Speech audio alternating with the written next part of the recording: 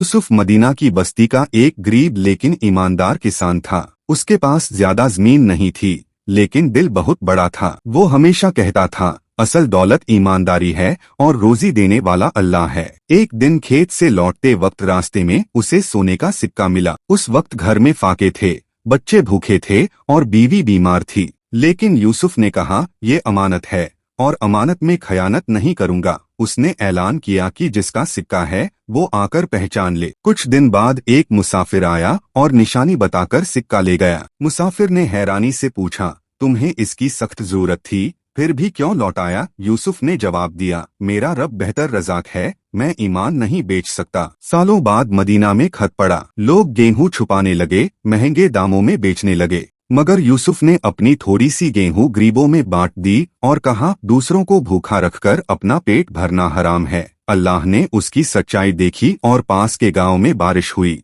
जिससे उसे फिर अनाज मिल गया। फिर एक ताजिर ने उसे सोने के सिक्कों की थैली अमानत में दी, लेकिन जब वापस आया तो थैली में सिक्के कम थे। सबको लगा कि यूसुफ ने खयानत की है। यूसुफ ने कहा, अगर मैंने खयानत की है तो अल्लाह मुझे जलील करे, और अगर मैं सच्चा हूँ तो वही मेरा नाम साफ करेगा। कुछ दिन बाद ताजिर का नौकर पकड़ में आया और उसने मान लिया कि सिक्के उसी ने चुराए थे। यूसुफ की सच्चाई फिर सब पर साबित हो गई। उसकी जिंदगी आजमाइशों से भरी रही। बीवी बीमार होकर गुजर गई, बच्चों की परवरिश अकेले करनी पड़ी, लेकिन उसने सब्र किया और अल्लाह पर भरोसा रखा। एक दिन डाकू गांव पर हमला करने आए। यूसुफ ने उन्हें समझाया, दुनिया का माल लूटने से सुकून नहीं मिलता, असल सुकून अल्लाह की याद में है। डाकू हंस पड़े। सरदार ने कहा, क्या तुम्हें मौत का डर नहीं? यूसुफ ने कहा, जिंदगी और मौत अल्लाह के हाथ में है। अगर मैं हक की बात न कहूँ तो क़यामत के दिन क्या जवाब दूंगा? ये सुनकर डाकुओं का दिल पिघल गया। सरदार ने तौबा की और कहा कि अब वो लोगों की मदद करेगा। यूसुफ की पूरी जिंदगी एक चिराग थी जो दूसरों के लिए रोशनी बिखेरती रही। गांव वाले कहते, अगर ईमानदारी देखनी हो तो यूसुफ को देखो, अगर सब्र समझना हो तो यूसुफ को देखो।